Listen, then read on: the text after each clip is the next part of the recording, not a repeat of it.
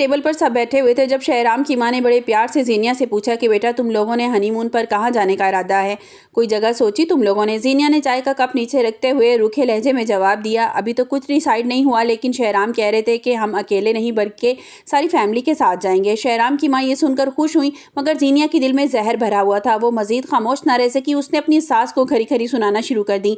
ज़ीनिया ने बदतमीजी से कहा कि आंटी, मैं अच्छी तरह जानती हूँ कि शहराम के कान आपने ही भरे हैं, आप खुद ये कभी नहीं सोच सकते कि फैमिली को साथ लेकर जाएं। ज़ीनिया ने जहरीले लहजे में कहा कि आपको ज़रा भी इस बात का एहसास नहीं है कि हमारी अभी नई नई शादी हुई है, हमें एक दूसरे के साथ कुछ वक्त गुजारने की ज़रूरत है।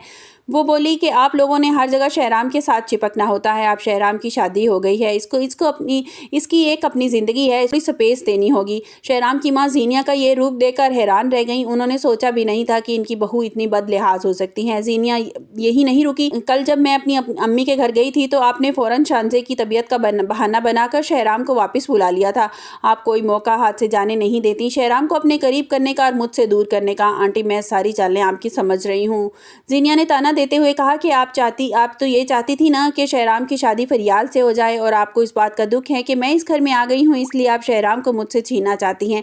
ज़ीनिया का गुस्सा इतना ज़्यादा था कि वो भूल गई कि वो किससे बात कर रही है। इसने कहा कि शांजे की तबीयत भी इतनी भी ख़राब नहीं थी कि आप इसे हैंडल न कर सकें। आपने जानबूझकर शहराम को डिस्टर्ब किया और वापस घर बुला लिया था। शहराम दरवाजे के पीछे खड़ा ये सारी बातें सुन रहा था। इसका खून खौलने लगा। ज़ीनिया की माँ के साथ ये किस तरह से ज़ीनिया इसकी माँ के साथ किस तरह से बदतमीजी से बात कर रही है। शहराम तेजी से अंदर दाखिल हुआ और ज़ीनिया को टोकते हुए कहा कि ज़ीनिया, बस कर दो, मेरी अम्मी ने मुझसे कोई बात नहीं की थी, फैमिली को साथ ले जाने का फैसला मेरा अपना था। शहराम ने दुख से कहा कि शांजे की तबीयत ठीक नहीं रहती, मैंने सोचा अगर वो हमारे साथ बाहर चली जाएगी तो थोड़ी सी तब्दीली मिल जाएगी और वो बेहतर महसूस करेगी। वीडियो में आगे बढ़ने से पहले अगर आप मेरे चैनल पर नए हैं तो लाइक और सब्सक्राइब कर दें। मगर ज़ीनिया पर तो जैसे जनून सवार था। वो पलटकर शहराम से कहने लगी, वो पहले ही बीमार है, हम कहाँ उसको लिए फिरेंगे और इसकी तीमारदारी करते फिरेंगे। ज़ीनिया ने शहराम की माँ की तरफ इशारा करते हुए कहा कि अगर तुम्हारे दिल में ये बात आई भी थी तो तुम्हारी अम्मी को थोड़ा ख्याल करना चाहिए था ना कि हम नई ज़िंदगी शुरू करने जा रहे हैं, हमें अकेले थोड़ा वक्त चाहिए। दूसरी तरफ फरियाल अपने कमरे में अपनी सहेली से बातें कर रही थी। इसका दिल बहुत उदास था। इसकी सहेली ने इसको मशवरा दिया कि फरियाल, अब ज़रार को भूल जाओ और अपनी ज़िंदगी में आगे बढ़ने का सोचो, कब तक उसके लिए आंसू बहाती रहोगी। फरियाल ने बोझल आवाज़ में जवाब दिया, मैं कैसे इसे भुला सकती हूँ, मेरे दिल में ज़रार के अलावा और किसी की गुंजाइश नहीं है, मैं किसी और के बारे में सोच भी नहीं सकती। फरियाल ने तड़प कर कहा कि जिस तरह ज़रार के दिल में महक के अलावा और कोई नहीं आ सकता, इस तरह मेरे दिल में भी ज़रार के अलावा और कोई उसकी जगह नहीं ले सकता, और वो चाहे मुझे मिले या ना मिले। फरियाल की माँ समन बेगम जो बाहर खड़ी हैं सुन रही थी, और वो सुनते ही सकते में आ गई। उन्हें अंदाज़ा नहीं था कि उनकी बेटी ज़रार के लिए इतनी तकलीफ़ महसूस कर रही है। बेटी, तुमने इतनी बड़ी बात मुझसे क्यों छुपाई? तुम ज़रार को पसंद करती हो और तुमने मुझे पहले क्यों नहीं बताया? फरियाल घबरा गई और अपनी माँ से कहने लगी कि अम्मी, मैं आपको परेशान नहीं करना चाहती थी, मैं जानती हूँ कि सीरत आंटी हमें पसंद नहीं करती। फरियाल ने रोते हुए बताया कि सीरत आंटी ने तो हमें देखना भी गवारा नहीं करती, वो अपने बेटे का रिश्ता मेरे साथ कैसे कर सकती हैं? फरियाल ने अपनी माँ को याद दिलाया कि अम्मी, आप खुद जानती हैं कि ज़ीनिया की शादी पर उन्होंने हमारे साथ कैसा ड्रामा रचाया था। सिर्फ शहराम को मुझसे दूर करने के लिए उन्होंने झूठ बोला कि मेरा रिश्ता ज़रार से तय हो गया है। समन बेगम की आंखें नम हो गई। उन्होंने अपनी भाभी सीरत के मकरो फरेब पर बहुत गुस्सा आया। उन्होंने अपनी बेटी के घर के लिए फरियाल की खुशियों को कुर्बान कर दिया था।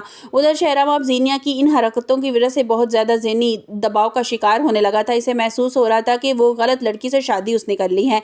ज़ीनिया हर बात पर हंगामा खड़ा करती है और शहराम की माँ को नीचा दिखाने की कोशिश करती है, जिससे घर का सुकून बर्बाद हो रहा है। शांजे अब आहिस्ता आहिस्ता बेहतर हो रही है, मगर ज़ीनिया का ये रवैया दोबारा उसे बीमार करने के लिए काफ़ी है। वो ज़ीनिया से डरने लगी है।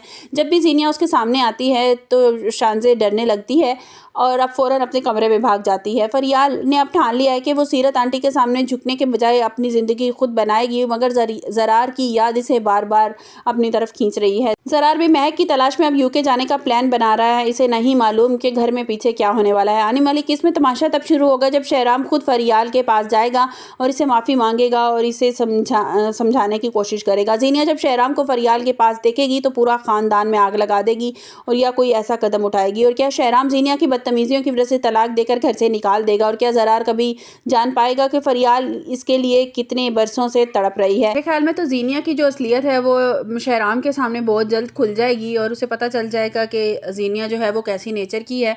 और फरियाल उसके ऑफिस में काम करती है और आहिस्ता आहिस्ता वो महसूस करने लगेगा कि वो फरियाल से मोहब्बत करने लगा है। और उसकी शादी स्टोरी में भी यही दिखाया गया है कि उसकी शादी जो है वो फरियाल से हो जाएगी शहराम की, और वो ज़ीनिया को छोड़ देगा। आप लोगों को क्या लगता है कि ऐसा ही होना चाहिए, और क्या ज़ीनिया जो है वो शहराम जैसे लड़की को डिज़र्व नहीं करती, वो शहराम उसको छोड़ देगा वाकई? अपनी कीमती राय का इज़हार कमेंट्स बॉक्स में ज़रूर कीजिएगा। मिलते हैं एक नई वीडियो के साथ। अपना बहुत सा ख्याल रखिएगा। अल्लाह हाफिज़।